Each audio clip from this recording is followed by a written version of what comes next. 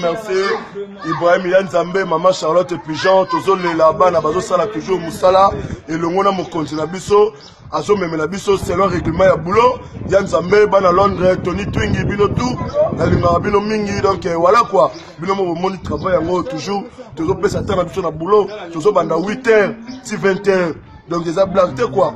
Et le Mona Chief Nabiso, chef d'orchestre, Pélangaï, hein, de Patra, Signora de Patra, Nevo Vazo Memela Makambu, Tony Twingi, Bogo Sepela, Nancy Bozo Mona, la voix des anges, Berbe Chance, Parolier à Zopé, ça va Nzembo, bien, Kilelo, hein, Kilelo, et puis Banzembo tout, c'est bon, Ibrahim Yanzambe, Yango, Bobo japonais, le porte-parole du chef, à Beta Bango, na combat cash, Bakokate, et puis dans ces Zawa, Mkunga, Suezali, donc rien à dire quoi. Maman Charlotte Pigeon, Toroyaka, Toromonana, voilà, donc merci. Ciao, Bala Londres, Tony Twingi.